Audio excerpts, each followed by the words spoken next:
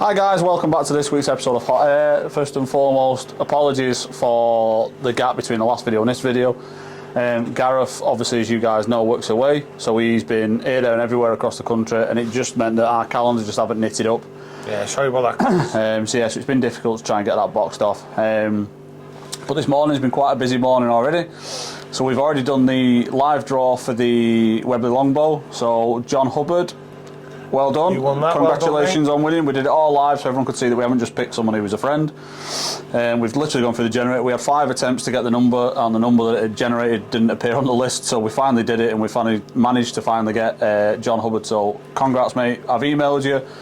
Get back in touch with us. We can arrange for the next steps for that, bud. And if there's multiple John Hubbards, it's one from Swindon. Yeah. Yeah, like Will said, we've sent you an email. So if you're John Hubbard from Blackpool, it's not you, I'm afraid. Yeah. So thank you for those that took part, and obviously well done and congrats to John for winning. Just a little bit of an update on where we're up to with regards to the range. So the range has been doing really well. It is now on TripAdvisor. So for those of you that have visited the range, please go on there and leave us a review. It's really important to build the range and obviously get the word spread across North Wales, the northwest of England, and anyone visiting to those areas, that we get it out there so everyone can come and enjoy it. We're priced really competitively. We're not trying to eat every single penny out of each bit of money that we take. We're trying to make it so it's available and accessible for everybody. So please come and see us. It's a fun place to be, but also a safe place to be. And we're always open to ideas up there as well. Sorry, girl. We're always open to ideas. If you do come to the range and you've got some suggestions, I know a lot of people have been asking about making some sort of HFT bit there. We're looking into that, aren't we? Yeah. So, well, there is suggestion books in the range huts, and Clive, he's there all the time. He's my father-in-law, so you can always tell him your suggestions. So please visit us, and if you have already visited, please leave us a review. Be honest, if there was stuff that you wasn't keen on, tell us. It's the only way we're going to grow, and it's the only way we'll learn. And if you were overly impressed, then please tell us that as well, because then obviously we know that we are doing a good job. With that, today's video, at the range, we've been watching and helping everyone, and a lot of new shooters coming up there that never had a gun before. Never used a rifle before or anything like that, and they're putting their little kits together that they've bought, either from here or online or whatever like that, and they're getting scopes, and we've seen quite a few struggling with the scopes. So today's video we wanted to do just demonstrating how there's thousands of videos out there how to zero a scope. That's not what this is going to be about. It's how to actually get your scope on the rifle and set the correct eye relief, and using the scope to its best with the optics at the back and things like that. So without further ado, well, I think it's just worth saying there, guys. I think a lot of these people that Gareth's getting tilted off again. I think that people, when they buy a rifle or they buy a bundle, as Gareth said, so they buy a rifle with a scope, they think that once that scope is on that rifle, it's already set, and that's not the case. So if you buy a kit from a shop, I always try and do it so the end of the scope is halfway between the end of the cylinder and the beginning of the cheek piece. That's kind of like a rough rule as to where it should sit, but obviously, as Gareth said, everyone's eye relief is different and everyone will perceive a scope in a different way. So I think one of the key things is if you're buying a rifle bundle, or you're buying a scope and a rifle and you're thinking, right, I'll put this on here and that's it, done. Doesn't quite work like that. There's a few things that you need to do to tweak it, and what we have noticed at the range certainly is people who've been buying these kits have been shooting and we've been like, they don't look comfortable, like the face is either too far back down the stock or they're too close to it. Yeah, they're moving the head to get the eye picture rather than having the correct eye picture in the first place. So basically, when you pick that rifle up, it should literally be that you mount the rifle and your eye should be straight into the position where it's looking straight down the scope, and you can see exactly where it needs to be. And what Gareth said there is, we've both seen it, people will pick their eye and they're going, I just need to get, and I'm looking down the tube. Yeah, that's not a good way to get yourself set, either target shooting or pest controlling.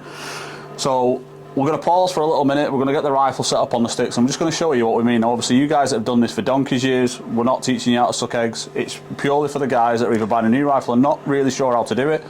This is very much beginners, guys. So but by the same token, I have people in the shop who have been shooting for a long time, and they've been like, oh, I didn't know that. They've literally thought that they had to reposition the face every time they've gone to shoot, which is not the case. So we'll pause this now, guys. When we come back in a second, the rifle will be over here and we'll talk to you through what we do to make sure it's set properly. Right, thanks for that. So basically, we've got a scope here on a rifle for you, and this one is mounted, but we're just going to talk through exactly what we do and how we do it, basically. So first of all, the most important thing is getting the right scope to the right mount, etc. And the people at the shop will help you do that. Weaver rail, or dovetail, etc. 11mm, 13mm, whatever it might be. So make sure it's all set up correctly with the right kit. When you've got your kit, bring it here, put it on your scope, not here, but put it on your scope, on your rifle. Open up all your mounts, sit your scope on top, tighten your mounts, but don't do them up all the way. Make them just a little so you can move things around. Same with the bottom one, just put them on nice and slack so you can slide them up and down. A little bit different with Picatinny rail, but with the 11mm, this I'm going to demonstrate. So the first thing I do is I centre it up. So this one's done wrong a little bit. I centre it up and I push the scope a little bit forward and make it between the two mounts so that I've got full movement back and forward. You'll see why I do that in a bit. I open up the caps and I centralise the crosshairs. Okay, don't see many people doing this, but basically I find it easier to zero from this. And plus, if you're using a second focal plane scope, sometimes the reticle gets a little bit stuck if it's been in storage and stuff like that. So by doing this, it frees up the crosshairs and gets everything working. So all I do is all the way one way until it stops, and then I count how many turns it goes back. So for instance, I did one for a customer the other day. It went 10 turns back all the way from one side to the other. So then I put it 5 turns back, and that's now central.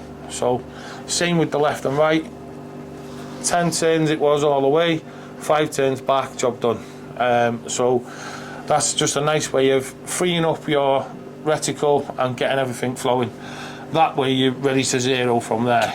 Now, the first thing, once you've mounted the scope and you've got it to a degree on the rifle, you get the rifle in and take aim with the rifle.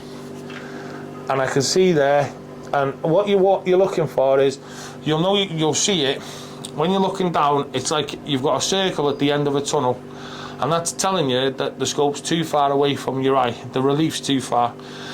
Likewise, if you pull it too close, you won't see a full sight picture. You'll see sort of a big picture, and you'll move around like that, and you'll see around the edge that you're missing some of that. So the ideal scenario is look through the rifle and then move the scope backwards and forwards on the rail until you get the best sight picture for you.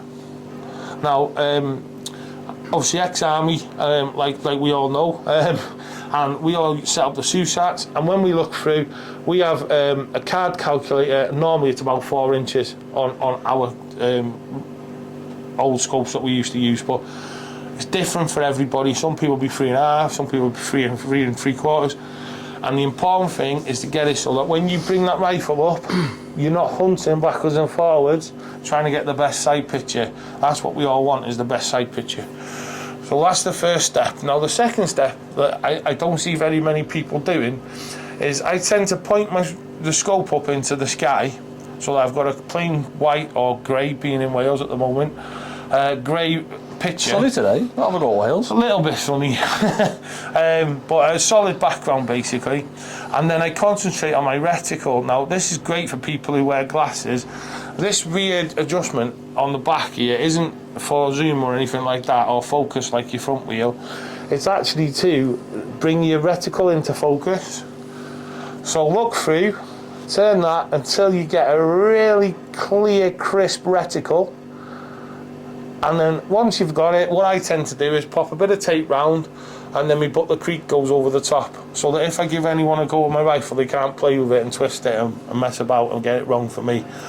So bit of black tape, butler creek, job done. So I'll put that back to 0 because that's not for ours. So the other thing, when you're looking down the scope, this is a bit of information for people that are beginners. There's 2 types that you can get. You get the front adjustable objective or side adjustable objective. Side adjustment, sorry. So the front one, you have yardage on there. They're all yards, they never change. And when you look, you've got 20 yards. So when I look through this scope, if I had a target that was 20 yards away, I'd expect this to be crystal clear. Now on the lower zooms, it's very forgiving. So if you're on a 3 to 9 by 40 and you're at 3 times zoom, it's very forgiving. But those of you doing it FT and stuff like that, you'll know that on the, I used to have a 10 to 50 by 60 big BSA, and on 50 times zoom, you look through that at 20 yards, and if this is set to 25, you're going to get a blurry image. So it's very important that you get the distance and get used to setting the distance as well as the distance on the side here. Okay, so that's pretty much it. The rest of it is setting. Obviously, you've got the zoom on the back, and on this one you've got lights for the red and green.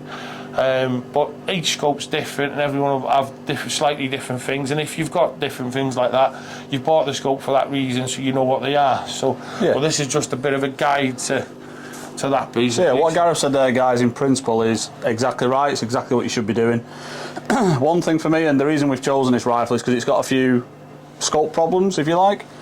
Now, if you're buying a rifle offline or you're buying it as a kit from a shop and you don't really know what you're getting, if that rifle comes with that scope on top, you're expecting that scope to be 100% right for that rifle.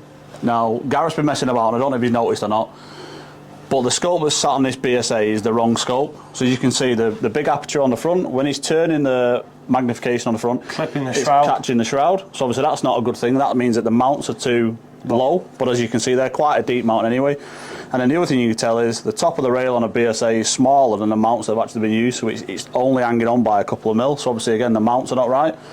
So the person who's selling this rifle has put an incorrect scope on the rifle. He's not used the right mounts because they're the wrong size for the top rail, and by the same token, the aperture is too big, it's clipping the shroud. Now, if you're new to shooting and you don't know whether that's right or wrong, you're going to struggle working out if there's a problem. And you want to mark your shroud. Yeah. The golden rule, guys, is you want that scope as close to that barrel as possible. That's kind of like the golden rule. When you're setting a scope up, you want it as close to that as possible so that your scope and your barrel are going in the same direction. The problem is when you put a massive aperture on and big scopes, you're raising it up off the barrel. But again, because this one's got the wrong mounts on and it's probably the wrong size aperture for this size gun, I would say that it's probably the wrong scope for the rifle, to be fair. Just to exaggerate on that though, guys, the reason we want the scope as low as possible is when we did that video about the trajectory and the crossover and everything, the lower the scope, the flatter the trajectory, basically. Yeah. So it's not going to give you that big curve that we talked about in the videos a couple back, if you remember. Yeah. So that's the scope. So that's one to watch out for, isn't it? When you're buying one second hand or you're buying a kit offline, you might see this fantastic bundle that you think is amazing, where you get a rifle and a scope for free, and the scope might be terrible. And they might send you the wrong mounts, it might be the wrong size for the gun. You would expect not to be, with it being an online thing if it's coming from a shop. But if you're buying it privately, a lot of people will just put any old scope on any rifle just to get a sale. Yeah, usually decent air gun shops, the ones that do these sort of videos, they're putting packages that they recommend themselves. Yeah. So you can't go wrong with them. But you do get the ones that are putting them together in catalogues, they're doing it for price. Yeah. They're doing it purely for, oh, we can put that on there, make it a package and get it out the door because it only owes us X, Y, Z. Yeah, well, they'll buy a pallet of scopes and they'll probably say, right, I've got a pallet of rifles and I've got a pallet of scopes, we'll just marry the two together. Put them together. So just be aware of that, and get advice from your clubs, get advice from your local gun shop. They'll be able to help you, especially if they're... we have been finding more and more gun shops are looking at air rifles, but there is gun shops out there that still sort of in their ways of shotguns and rifles, but they're becoming less because of things like lead bans and things like that, so they are having to concentrate more on air guns, and there is more information out there. Not only that, but I think a lot of times as well, sorry Gareth, I think the problem with shops is, the problem with customers is there's a lot of issues around licensing. So people obviously struggling to get a license in the first place, or they're trying to get a renewal from the local constabulary because the firearm and the shotgun license has expired, or it's due to expire. And because the firearm teams are so busy dealing with new requests or variations, or they're doing checks on people, that they just can't keep up with the demand for people who put renewals in. So obviously it forces people to go, right, I'm going to have to put my guns in storage, But then if I want to continue doing pest control, I want to continue going out in the land that I've done since I was a nipper and I love doing it. So the easiest thing to do is get an air rifle. Now obviously it's different in Scotland because you do still need a permit to get one. But in England and Wales, for the time being, you can simply just go into a shop and pick up a sub-12 air rifle and away you go. And I think a lot of people who've got firearms and shotguns are certainly going that way. We've seen it recently where people are struggling to get renewals and just going, do you know what? Can we part X? I can't be bothered doing it, yeah. So the part X in 4 and 5, Section 1 and Section 2 firearms for one air rifle. So that tells you how strong that air rifle market is becoming. So don't be afraid to reach out to your shops and stuff as well. But also your experienced shooters. If you're going to a club or you share a permission with somebody or you're a member of a range somewhere, if you see someone and they know what they're doing and they look like they've been doing it a long time, go and speak to them, go and chat to them. Most people in ranges are really approachable. Yeah, a lot of people will help you, a lot of people will tell you what's what, and if your scope's wrong, most people will tell you, they'll say, oh, you probably want to just change your mounts or you want to do this. On to one last thing, guys. Obviously, we told you at the beginning we've done the draw for the Longbow, so John Hubbard, well done. But the second thing is we've extended, because there was a bit of a mix-up with the draw and how we'd set it. We had a minimum number of tickets and it looked like it had not ended. It's fine. We're not charging for the rifle. And we're not bothered how many tickets it's sold. So long as you guys, so long as one of the subscribers get it, we don't care, basically. So it's gone. John's got that. And likewise, the Galahad, just so that we could tell everyone what was going on, we've extended it till next Friday. Yeah, so it ends next Friday at midnight. So again, next week we'll do the live draw. Yeah, we'll do that, and then we'll. So there's still time to get tickets if you haven't got any tickets, but it is coming close to the end. So if you do want tickets, I'd get them quick if I were you. Yeah. So thanks guys, thanks for joining us. Hopefully that was useful to those of you that are new to shooting or new to using a telescopic optic. Please like, subscribe, share. Gareth's going to say something then, just to interrupt me ending. No, I was just going to say, so sorry for the live draw. It was our first one, so... He's not sorry, I thought it was funny. But other than that, that's great. Thanks very much, guys. Cheers guys, we'll see you next week. Take care. Bye-bye.